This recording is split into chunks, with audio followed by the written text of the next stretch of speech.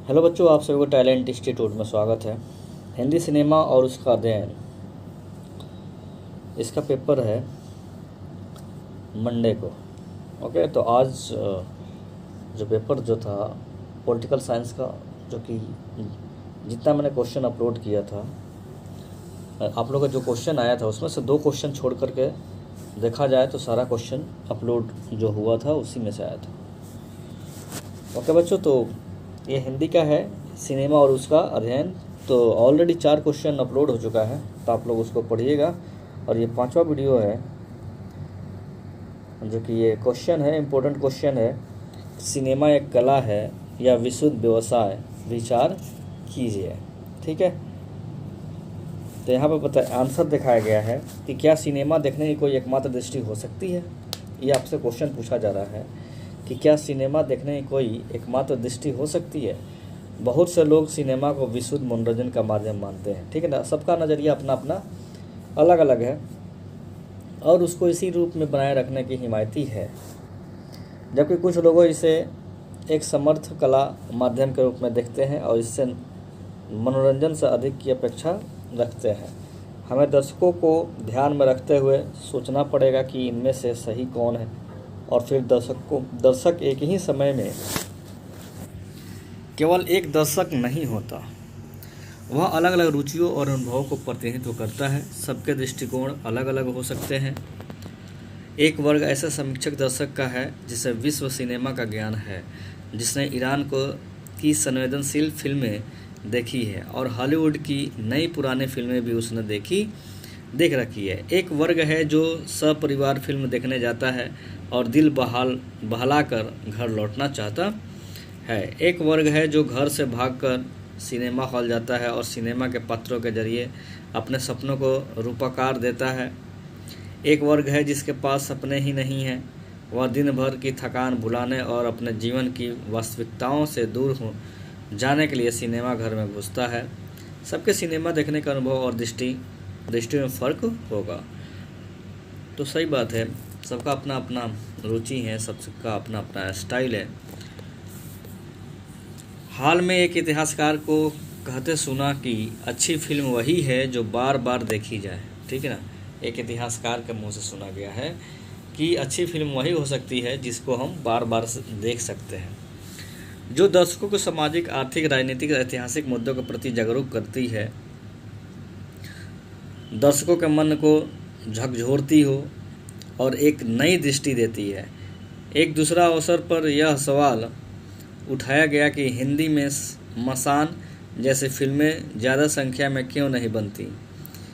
एक राय थी कि हाल फिलहाल हिंदी में सिर्फ एक अच्छी फिल्म आई, मसान पिछले साल आई, एक बेहद संवेदनशील, पिछले साल तो नहीं, ये बहुत पहले लिखा गया है। ठीक है, मसान बहुत पहले का फिल्म है, जो कि विकी कौशल का शायद मूवी है, तो ये बहुत साल हो गए। बहुप्रशंसित फिल्म है जिसे कांस फिल्म महोत्सव में 2 पुरस्कार मिले हैं। लेकिन क्या ऐसी राय के बीच व्यावसायिक फिल्मों के पक्ष में बोलने की खतरा उठाया जा सकता है। दशकों पहले कला फिल्म और व्यावसायिक फिल्म का विभाजन किया गया था। व्यावसायिक फिल्मों का पक्ष लेने वाले न कला फिल्मों की प्रयोगवादिता का मजाक भी उड़ाया। फिर समांतर सिनेमा की धारा चली, जिसके तहत परिवर्तनकामी और गंभीर किस्म की फिल्में बनाई गई, जिनमें से अधिकतर आलोचकों और गंभीर किस्म के दर्शकों द्वारा प्रशंसित हुई। वे दिलों से जुड़ने और दिलों को जोड़ने वाली साबित हुई और दर्शकों के मन को झकझोरने वाली भी थी। ठीक है ना, लेकिन व्यापक रूप से दर्शक उन फिल्मों से नहीं जुड़े, ठीक है ना, लेकिन व्यापक रूप से उस फिल्म से नहीं जुड़े, मसान से, ठीक है, नहीं उन्हें फिल्म याद है। इसका क्या कारण है? कह सकते हैं कि फिल्म को दर्शकों की चेतना का परिष्कार करना और परिवर्तन को दिशा देना चाहिए। यह एक जायज़ अपेक्षा है, लेकिन क्या फिल्में केवल यह करती है? क्या वे केवल दर्शकों को जागरूक बनाती है और उनके मन को झकझोरती है? हमें देखना होगा कि दर्शक सिनेमा किस लिए देखने जाते हैं। ठीक है ना, हम लोग पता लगाएंगे। अरस्तु ने नाटक के संदर्भ में इस मुद्दे पर विचार किया था। उसने कहा था लोग नाटक इसलिए देखते हैं क्योंकि इससे उनके मन के कलुष भाव बाहर निकल जाते हैं और मन शुद्ध हो जाते हैं, मन को संतुलन मिलता है और एक कलात्मक आनंद की अनुभूति होती है। भारतीय रस सिद्धांत में सहाध्यता की बात कही गई है। नाटक देखते हुए दर्शक के चित्त या हृदय का विस्तार होता है, वह दूसरे के सुख दुख से जुड़ जाता है और उसे आनंद की अनुभूति होती है। ठीक है ना। हिंदी फिल्म जगत की बात करें तो शाहरुख खान अपने को सिर्फ एक एंटरटेनर कहते हैं, हालांकि उन्होंने स्वदेश जैसी सार्थक फिल्म भी की है। द डर्टी पिक्चर में नायिका फिल्म का केवल एक मकसद बताती है, एंटरटेनमेंट एंटरटेनमेंट एंटरटेनमेंट, यानी मनोरंजन ही फिल्म का एकमात्र उद्देश्य है और दर्शक केवल मनोरंजन के लिए ही फिल्म देखने आता है। क्या मनोरंजन का कोई मूल्य नहीं होता? अब पूछा जा रहा है कि मनोरंजन का कोई मूल्य नहीं होता। निश्चय ही मूल्यहीन या सरोकार विहीन मनोरंजन एक स्वार्थी, एकांगी और विशुद्ध बाजारू दृष्टिकोण है, लेकिन एक एकांगी दृष्टिकोण का जवाब दूसरा एकांगी दृष्टिकोण नहीं हो सकता। लोगों ने शोले, दिलवाले दुल्हनिया ले जाएंगे जैसे व्यावसायिक फिल्में बार बार देखी है, टिकटें ब्लैक में लेकर देखी है। क्या फिल्मों के प्रति यह दीवानगी जीवन के यथार्थ को देखने की मंशा से पैदा होती है?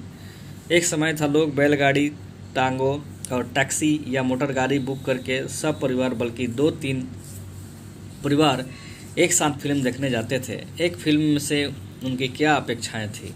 हमें यह भी सोचना चाहिए। लोग अंधे कुएं का खेल देखना चाहते थे। आज भी छोटे शहरों गांवों में जाते हैं लोग, कई पीढ़ियों से सर्कस भी देखने जाते रहे हैं, जादूगर के करतब भी देखने जाते रहे हैं। क्या वे जीवन के यथार्थ देखने जाते हैं या यथार्थ जीवन से अलग, अनोखा, रोमांच भरा और जीवन से बड़ा कुछ देखने जाते हैं? फिल्म की भाषा में जिसे लार्जर देन लाइफ कहा जाता है। सिनेमा हॉल में फिल्म शुरू होने से पहले जब अंधेरा किया जाता है तो दर्शकों को उसकी अपनी यथार्थ दुनिया से अलग एक काल्पनिक दुनिया में प्रवेश दिलाना उसका मकसद होता है। इसके बाद दर्शकों को 2-3 घंटे तक बांधे रखना फिल्मकार के लिए चुनौती होता है। निश्चित रूप से फिल्म में चूंकि मानवीय जीवन की कहानी कही जाती है, इसलिए मानवीय सरोकार की उससे अपेक्षा करना लाजमी है। मारधाड़ और सेक्स से भरपूर फिल्म निश्चित रूप से मानवीय सरोकार की उपेक्षा करती है। अपराधियों को महिमा मंडित करने वाली फिल्में या सांप्रदायिक और लैंगिक पूर्वाग्रहों का मजबूत करने वाले फिल्में फिल्मकार की अधकचरी मानसिकता और विशुद्ध व्यावसायिक दृष्टिकोण को उजागर करती है। लेकिन इन्हीं फिल्मों के बीच हमें दर्शकों का स्वस्थ मनोरंजन करने वाली उन सार्थक लेकिन सुपरहिट फिल्मों की भी पहचान करनी होगी जिनका व्यापक दर्शक वर्ग हैं। उनमें केवल वास्तविक जीवन नहीं है, लार्जर देन लाइफ भी है, केवल यथार्थ नहीं है, अवास्तविकता और फैंटेसी भी है, केवल प्रयोग नहीं कुछ फार्मूला भी है। विचार की तुलना में भावुकता की मात्रा ज़्यादा है। बहुत से लोगों को सिनेमा में अपना जीवन, अपने जैसा या अपने आसपास के जीवन देखना अच्छा लगता है, लेकिन बहुत से लोग जिस बदहाली में उनका जीवन है उसका चित्रण देखने सिनेमा हॉल में नहीं जाते। वे जो अपने जीवन में नहीं कर पाते वह देखने जाते हैं। वे सिनेमा हॉल के भीतर उस यथार्थ से छुटकारा पाना चाहते हैं। सिनेमा उतनी देर उनके लिए राहत की तरह होता है। इसे यथार्थ से पलायन कहा जा सकता है, जो कि है भी, लेकिन यथार्थ का सामना करने की इससे हिम्मत भी मिल सकती है। हमें यह भी सोचना चाहिए। निश्चित रूप से फिल्म की संवेदना और सरोकार का असर भी सभी दर्शकों पर स्थायी नहीं रहता। वे मनोरंजन के तराजू से फिल्म का ज़्यादा याद रखते हैं, वरना पुरानी प्रेम कहानी वाली फिल्मों की हिट कराने वाले सभी दर्शक आज अपनी संतानों को खुलेआम प्रेम करने की छूट दे रहे होते हैं, जबकि ऐसा नहीं है। वे सिर्फ मनोरंजन की दृष्टि से फिल्म देखते हैं और फिल्मकार उनके मनोरंजन का प्रयत्न करता है। कलाकार तमाम अवास्तविक चीज़ें करते हैं। फिल्म वतन के रखवाले में मिथुन एक ऊंची इमारत की दीवार पर दौड़ते दिखाई दे गए हैं। ड्रीम गर्ल में धर्मेंद्र ऊंची सीढ़ियों पर मोटरसाइकिल दौड़ाते हैं। मैं हूं ना मैं शाहरुख खान जादुई ढंग से रिक्शा चलाते हुए कार और जीप से पीछे कर रहे अपराधियों और उनकी बंदूकों से चल रही गोलियों को चकमा दे जाती है। बाजीराव मस्तानी में रणवीर सिंह बिजली की सी फुर्ती से लपलपाते तलवार नुमा अस्त्र से शत्रु सेना को चंद मिनटों में सफाया कर देते हैं। हम लाख इन दृश्यों का मजाक उड़ाए आलोचना करें, लेकिन क्या फिल्मकार को पता नहीं है कि ये दृश्य कितने अवास्तविक है। कुछ यादगार, कुछ अनदेखा, कुछ अनोखा, कुछ मनोरंजक रचना ही उनका उद्देश्य है। वे बौद्धिक की आलोचना की नहीं, अपने दर्शकों का मनोरंजन की परवाह करते हैं। निश्चित रूप से महान या श्रेष्ठ फिल्मों की श्रेणी अलग और विशिष्ट है। उनका दर्शक वर्ग भी है और उदास और संघर्षपूर्ण यथार्थ के साथ साथ अगर उनका मनोरंजन पक्ष भी मजबूत रहता है तो दर्शकों का दायरा बढ़ जाता है। मगर अच्छी फिल्म की श्रेणी पर किसी एक पक्ष की दावेदारी कम से कम सिनेमा जैसे खर्चीले माध्यम के लिए सही साबित नहीं हो पाती है। ठीक है, तो ये रहा आप लोग का जो क्वेश्चन जो था उसका आंसर। ओके बच्चों, और अगर आप लोग को लगता है कि हमारी जो मेहनत है आप लोग के लिए हेल्पफुल है तो आप लोग वीडियो को ज़्यादा से ज़्यादा अपने दोस्तों में, जो भी दोस्त अभी आप लोग का नहीं जानते हैं उनके पास वीडियो को शेयर कर दें और चैनल को सब्सक्राइब कर दें आगे के हेल्प के लिए। इस चैनल से आप लोग को बहुत सारा हेल्प मिला होगा। आई होप कि सही में मिला हो आप लोगों को। चलिए फिर मिलते हैं अगले वीडियो में। थैंक यू सो मच बच्चों।